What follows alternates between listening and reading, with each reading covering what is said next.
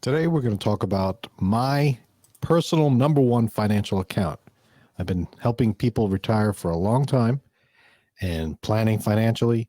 All sorts of financial instruments are available. All sorts of tax tactics are available, but there's one that stands out above the rest.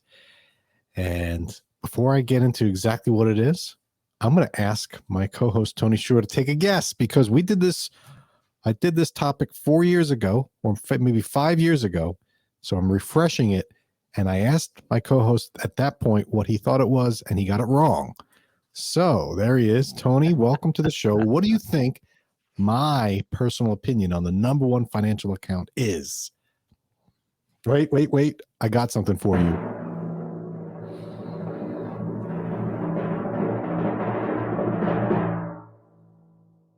The HSA.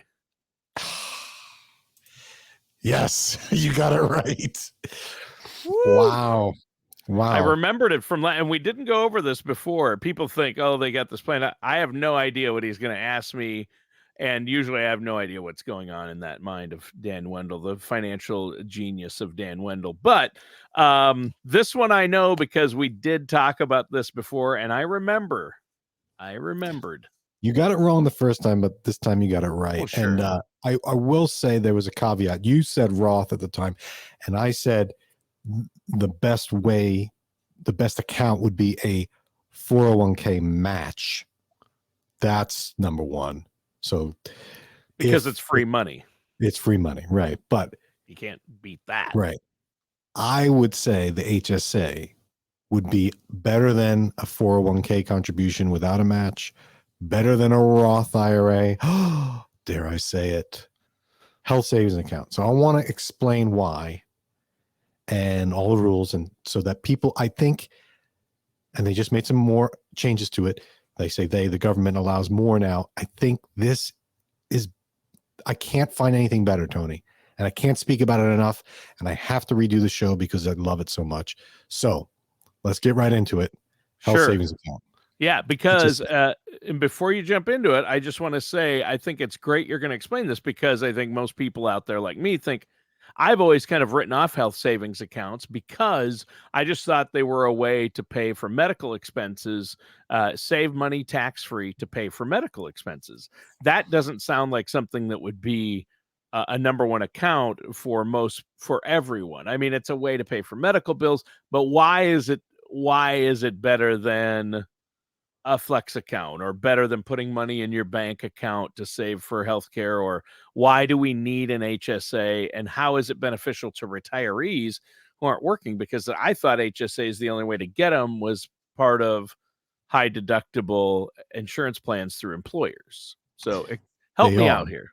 We'll start with the benefits. I'll go through the 5 key benefits, and then we'll talk about what you need how do you qualify for it. But I do want to touch upon how the retirees can use them because that's important. So I'm glad you brought that up, and I'll make sure I address that. Yeah, you need to address that because I don't think people understand that you can use them as retirees. And that's one reason you're so excited about them, right? Yes. And so let's get right into the main benefit is taxation.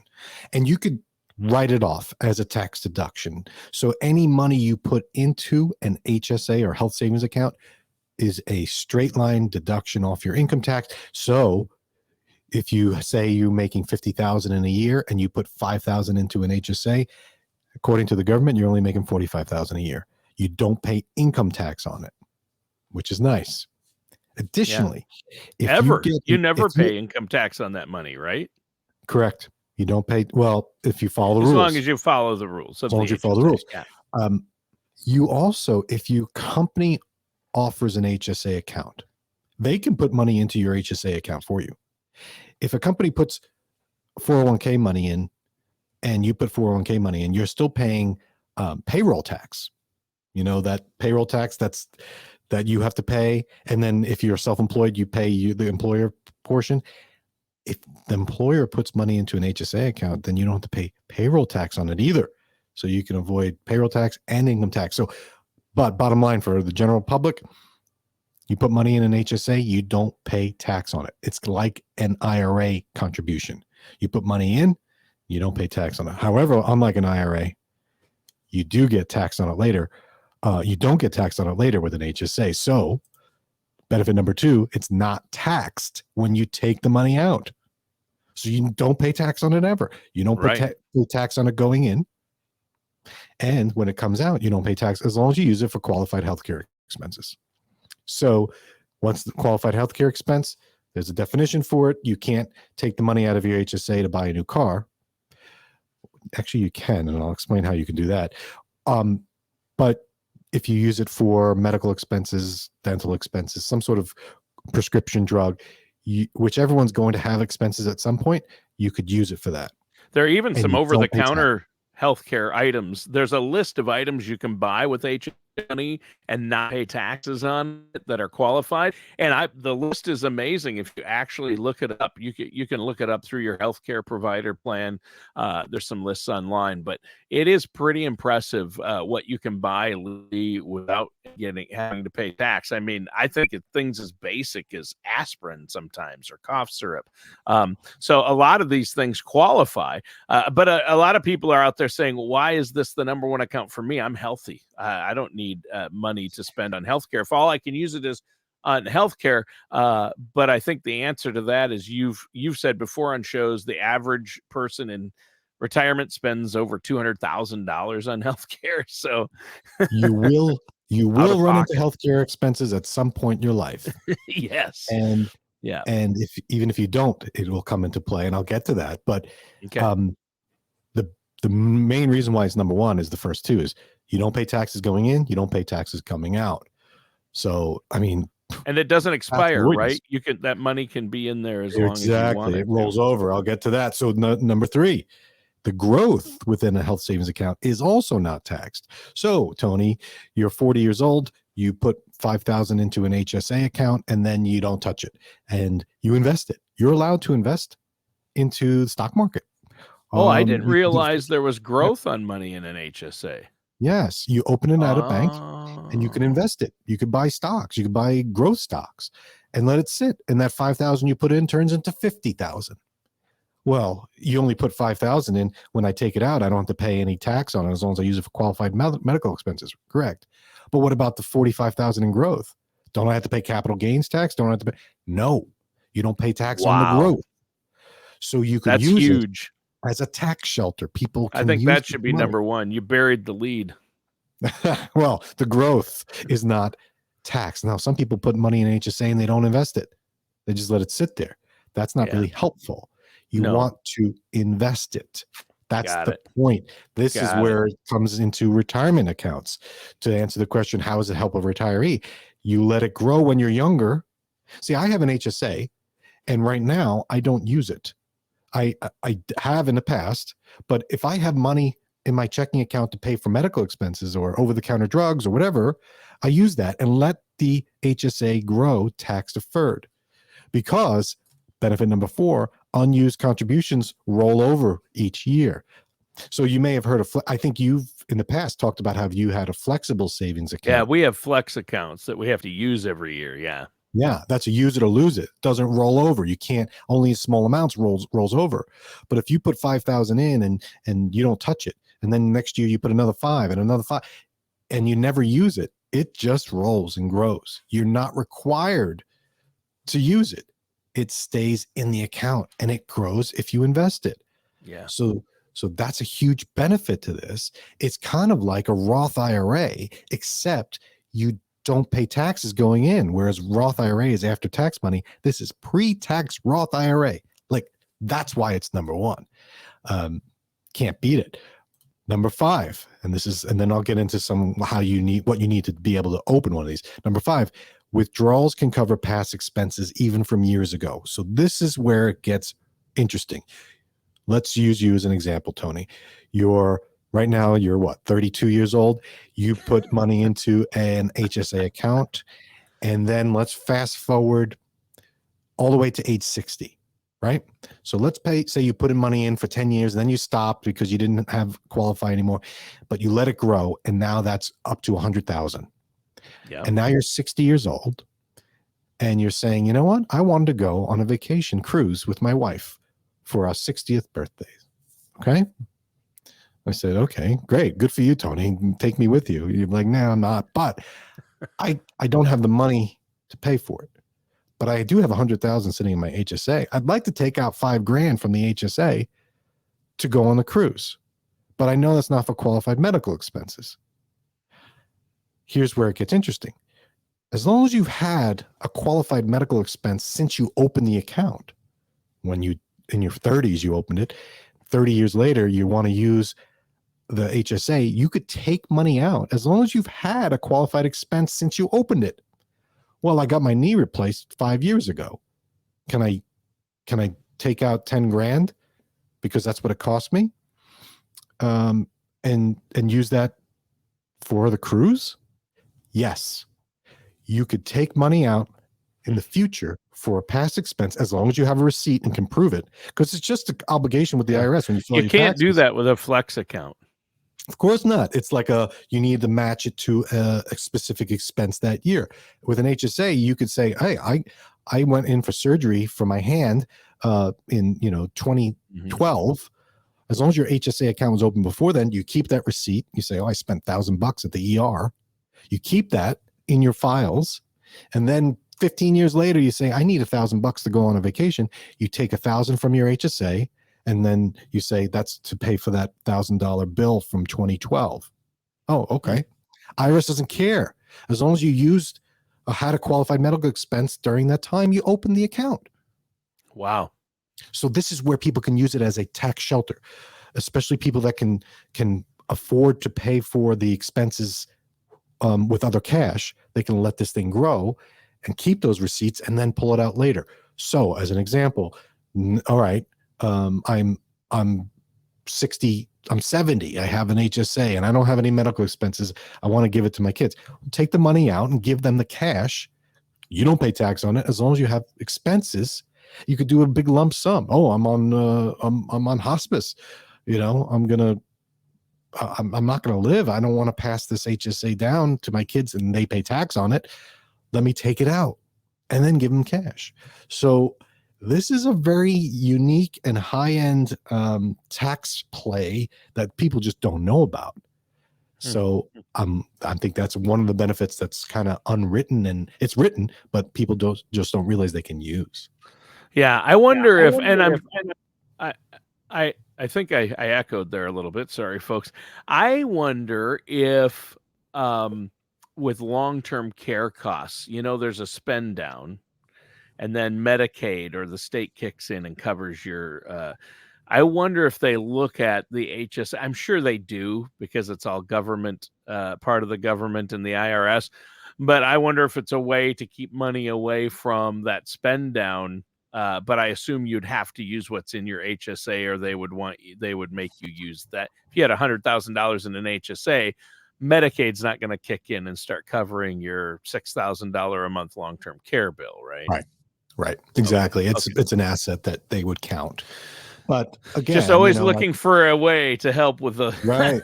I wish there was something that would allow you to help with those long-term care costs. That's for sure. But if you take the money out, you're not paying tax on it. You're not paying tax on it, at least. So you avoided taxes all these years, and the growth.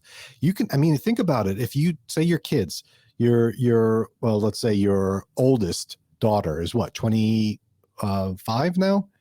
No, my oldest son is 24. Your oldest son.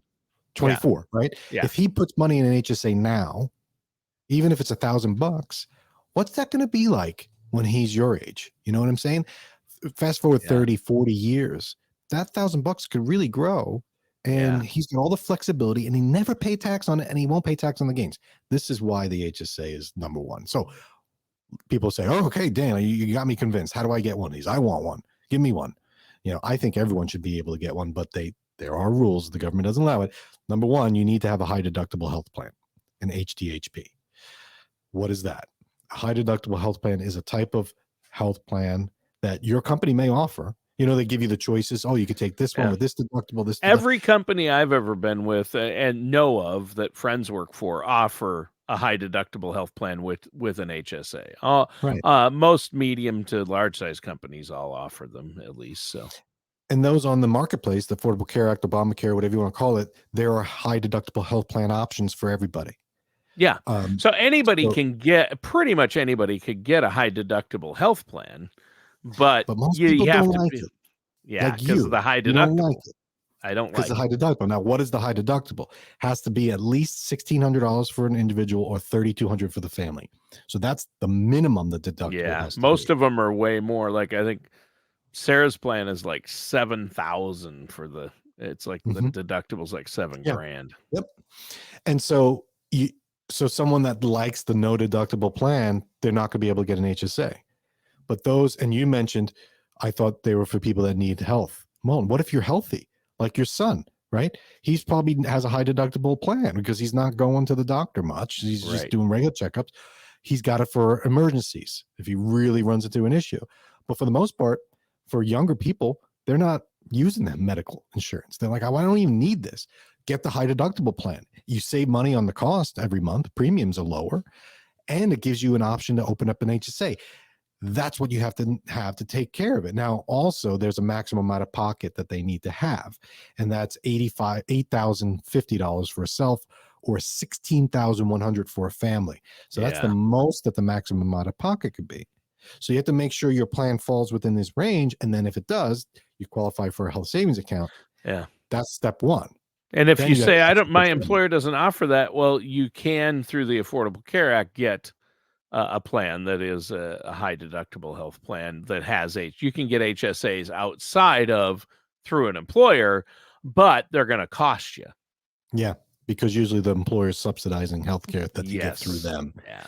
And you can't get a subsidy on healthcare on the Affordable Care Act, healthcare.gov, if you have coverage through work. That's, they don't allow that. But for the most part, a lot of people can get a high deductible health plan.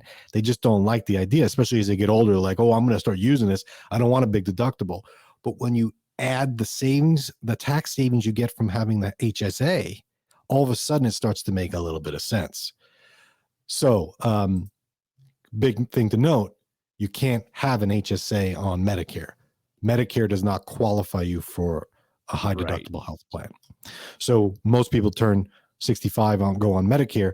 That's when the HSA stop. So you can't contribute to an HSA if you're on Medicare. You So can't keep basically contributing, but you can have one, and you can have as much money at that point in it, whatever's in it, Yes. at the point you go on Yes. Medicare. That's your money, and it can keep growing. Right. And even though you're then you not go on to a contributing. Medicare Advantage plan or a supplement, and you're still going to have medical expenses, drug expenses, prescription drugs. You're going to have expenses in retirement. Premiums, Right. Over the deductibles. counter stuff, vitamins. Even So Medicare has premiums and deductibles, and you can use your HSA to pay for those, right? you cannot use your HSA to pay for the premiums on a Medicare supplement, Oh, but okay. you could use it to pay for expenses and deductible costs Can that you aren't use it to covered. pay the premium for Medicare itself? Like Medicare Part A has a premium I believe of you that can. that Yeah. $130 a month. I think you can 160. use Yeah. an Yeah. 160, But whatever it is. I think I heard you can use HSA money to pay Medicare, not Advantage or supplemental, but regular Medicare expenses that Medicare doesn't cover. You can use right. those. And I'm thinking a big reason why I would want to have a bunch of money in an HSA is uh, ear, Hearing, vision, vision, and dental. dental. Yeah. Absolutely. That's it. I it's not uncommon for my clients to call me and say, hey, I got an $8,000 dental bill. Mm-hmm. Dental insurance doesn't cover it. So, and Medicare doesn't cover it. So, yeah, this is where an HSA would So be the useful. statement you have written there, though, isn't really true as it reads. I just don't want people to misunderstand it, because you can have an HSA while on Medicare, but Yes, you you're can right. you can have the account, but it has to have been established before. It has to have money in it. You can't keep contributing Contribute. to it. You can't contribute. That's right.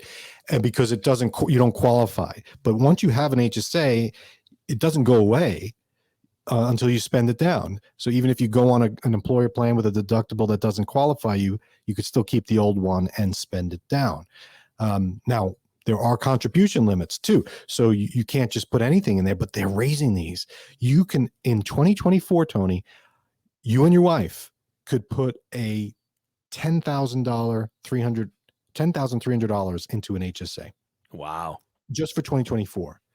So it's the limits have been set for next year, 4,150 for yourself or 8,300 for a family, and then anyone over 55 can add an additional 1,000. So for a married couple, that means an extra 2,000. So that's 10,300 that they can put in for. Wow. That's a lot. You do that for 55 to 60. That's a lot of money to shelter from taxes. That brings your income down by that much. If that money goes in there in 1 year, 2024's income is, the government's going to view it, and all documents, your income is going to be $10,300 less than it would have been if you hadn't put that in there. And that way, and that helps you in a lot of areas. It helps you qualify for certain things. It helps you. I mean, if your kids are going to college and you have a FAFSA, it helps you them get a better deal on a loan or more money for college, a better scholarship. It can help with that, and it obviously helps with anything that your tax bracket, it could help with that. So yeah, it's huge. Yeah. And think about bridging the income gap of, I want to retire, but I don't want to claim Social Security. I want to delay. I need money.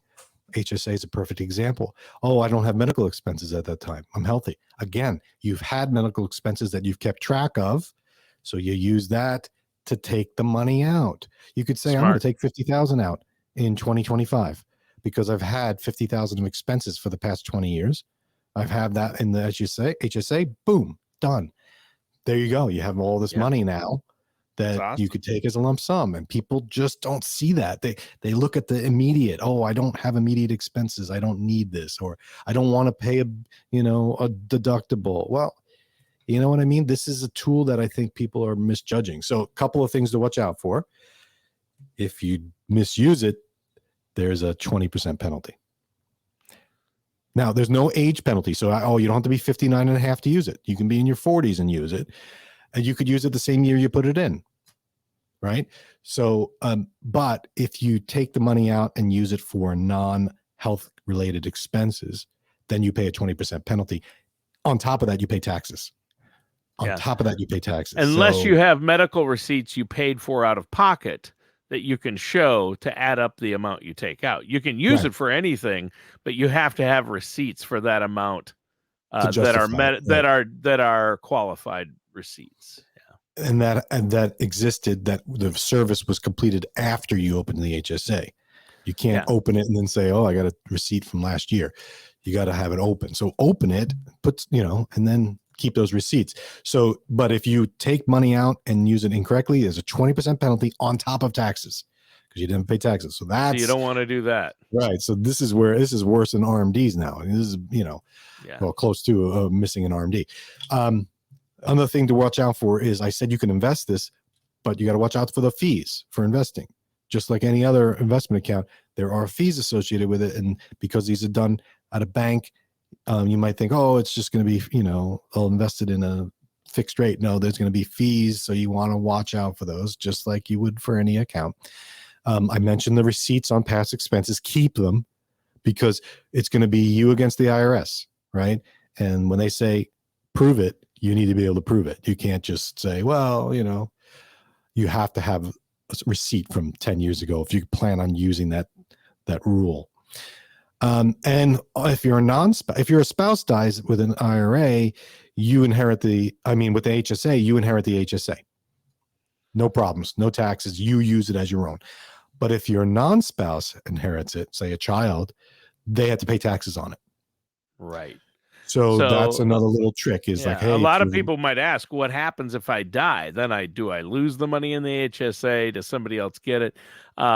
If it's your spouse, they can keep using it tax-free, but whoever else, your other beneficiaries, if they're not a spouse, will have to pay taxes. That's right. And just, somber thought, but if you're like, oh, I'm not going to live and I'm not going to be able to spend this, take it out on past expenses and then give the cash, because this way no one pays tax on it. Sorry, IRS. That's just the rules. I'm not trying to avoid, I am trying to avoid unnecessary taxes, but it's all legal. This is the way it works. So I think again, this is it. I besides the match, free money on a 401k, this is where I'd put money. It's a huge part of retirement planning. It's better than a Roth. Better than a Roth, Tony. So Wow. I think knowing that you can add potentially 10,000 as a couple every year, and it's going to keep going up. They tie it to inflation, or at least they try. This is a big jump from 23 to 24. 2023 to 2024 has a big jump in terms of how much you can put in. I just don't see the downsides. As long as you follow the rules, I'm struggling to find a downside here, and I don't know why everyone doesn't open one of these. As long as they can, I think they should, and ideally not touch it. Let it grow as a tax shelter.